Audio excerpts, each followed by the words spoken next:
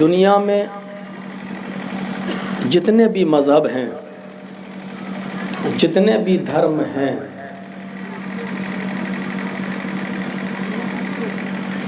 ان تمام دھرموں کا اور ان تمام مذاہب کا اگر آپ ادھین کریں گے، مطالعہ کریں گے، ان کی اسٹڈی کریں گے، تو آپ کو یہ بات ملے گی کہ دنیا کے ہر دھرم کے اندر بھائی چارہ، محبت، ایک دوسرے کے ساتھ پریم اور خوشگوار ماحول بنانے کی شکشا دی گئی ہے۔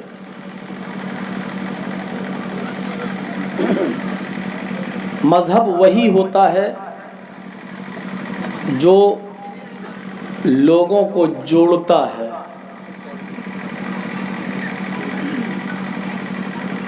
جو لوگوں کو توڑے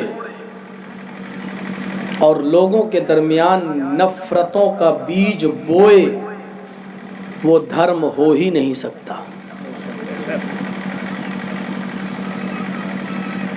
مجھے تو کم سے کم، میں اپنی بات کر سکتا ہوں، میں نے اب تک جتنے مذاہب کی اسٹڈی کی ہے، جتنے مذہبوں کو میں نے پڑھا ہے، مجھے اب تک کوئی ایسا دھرم نظر نہیں آیا کہ کسی بھی دھرم کے اندر نفرت، گھرڑا، ایک دوسرے کی دشمنی، ایک دوسرے سے شترتا، ایک دوسرے کے خلاف زہر بویا گیا کسی بھی دھرم کے اندر۔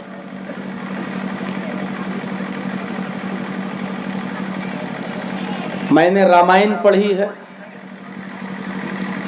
مجھے رامائن کے اندر، میں نے دونوں رامائنیں پڑھی ہیں، والمیکی جی کی رامائن بھی پڑھی ہے اور تلسی داس جی کی رام چرت مانس بھی۔ مجھے کسی بھی رامائن میں رام چندر جی کی یہ شکشا نہیں ملی کہ انہوں نے کہیں یہ کہا ہو کہ میرا نام لے کر بھیڑ میں گھس جاؤ اور کسی کو قتل کر دو۔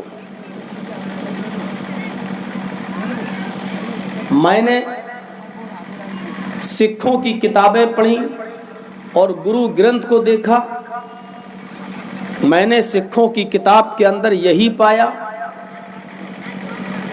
کہ اگر تمہاری ذات سے کسی بھی منشیہ کو، کسی بھی انسان کو اگر تکلیف پہنچتی ہے تو تم منشیہ نہیں ہو، جانور ہو۔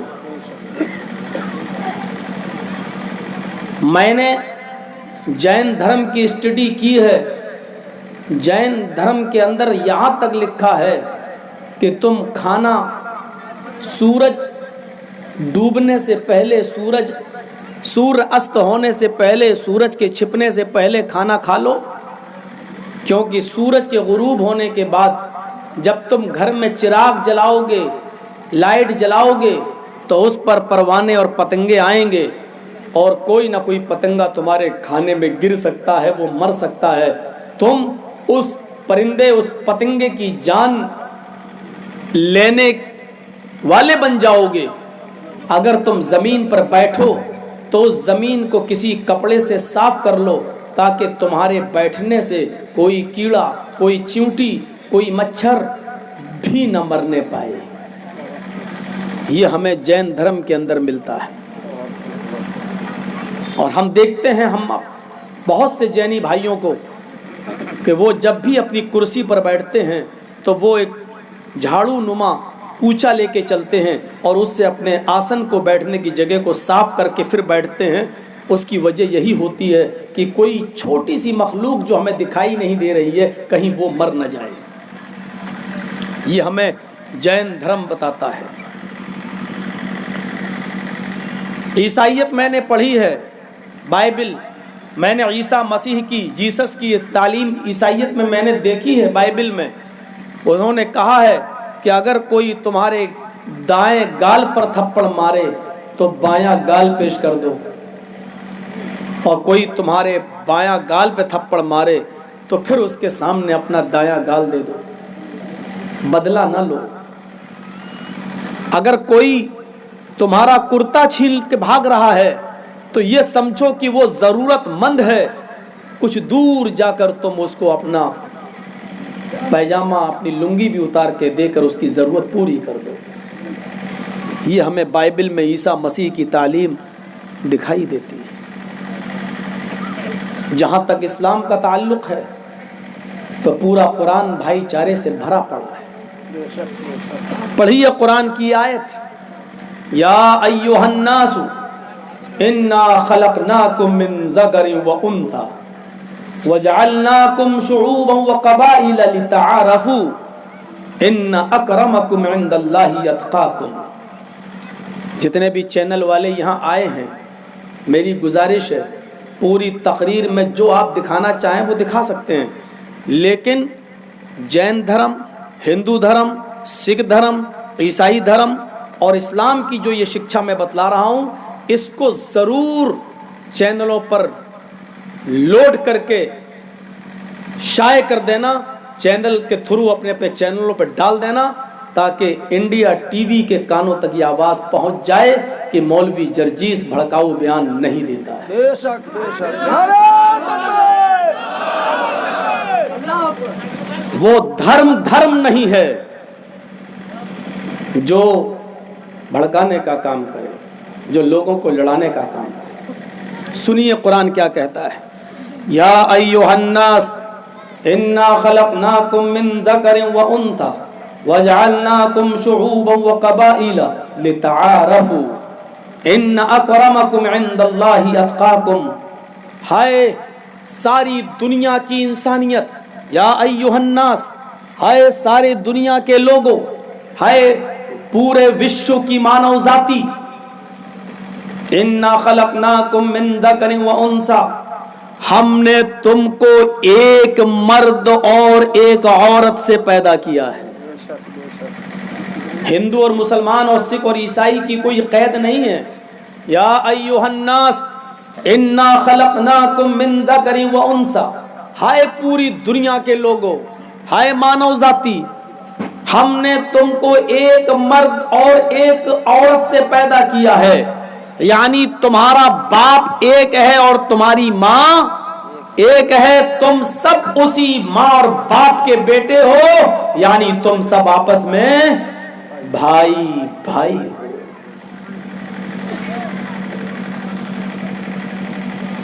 ہم سب بھائی بھائی۔ اس کے بعد قرآن کہتا ہے وَجَعَلْنَاكُمْ شُعُوبًا وَقَبَائِلَ، ہم نے تمہارے شعبے، تمہارے قبیلے، تمہاری برادریاں، تمہاری ذاتیں ہم نے ضرور بنائی ہیں، لیکن اس کا مقصد یہ نہیں ہے کہ کوئی کسی سے بڑا ہے کوئی کسی سے چھوٹا، صرف پہچاننے کے لیے، صرف ایک دوسرے کو چننے کے لیے کہ ایک دوسرے کو پہچان سکو۔ بڑا کون ہے سنو، خان انصاری سے بڑا نہیں ہے، انصاری تیلی سے بڑا نہیں ہے، ترک سید سے بڑا نہیں ہے، سید ہاشمی سے بڑا نہیں ہے۔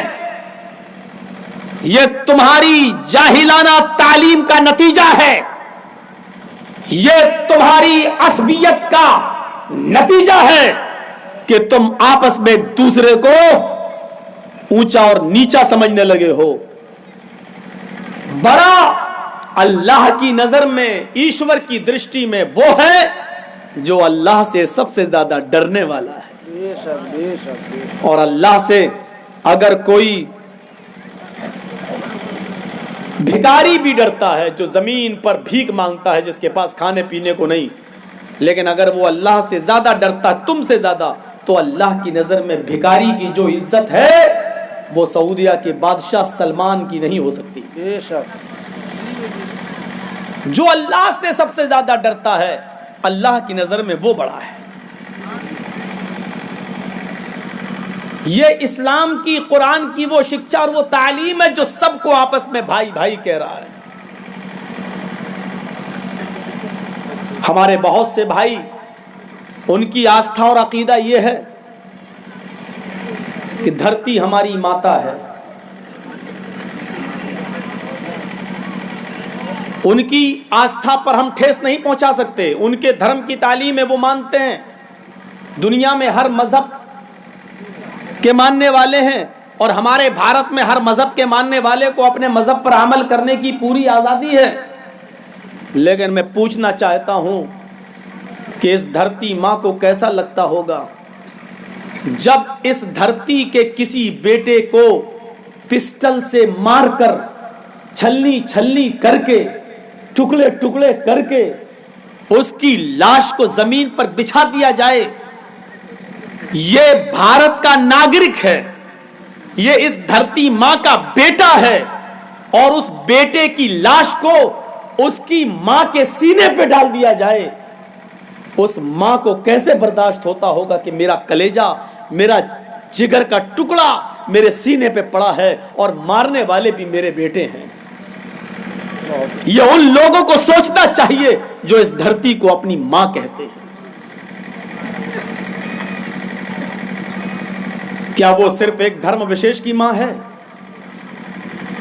کیا وہ عیسائی کی ماں نہیں ہے؟ کیا وہ مسلمان کی ماں نہیں؟ آپ نہیں مانتے؟ کیا عیسائی کی یا سکھ کی ماں نہیں؟ اگر آپ مانتے ہیں کہ وہ بھارت کے ہر ناگرک کی ماں ہے تو کیسے یہ گوارا کر لیتے ہو کہ ایک ماں کے بیٹے کو اسی کی ماں مار کر اسی ماں کی چھاتی پر ڈال دیا جائے، اور اس ماں کو اپنے بیٹے کے مر جانے پر اور قتل ہو جانے پر دکھ ہو؟ اس دھرتی سے پوچھئے، اس کی آہ و بکا ہمیں سنائی نہیں دے رہی، یہ پوچھنا چاہیے. یہ غور کرنے کی بات ہے. میرے بھائیوں، دعا کریے آپ اور ہم سب.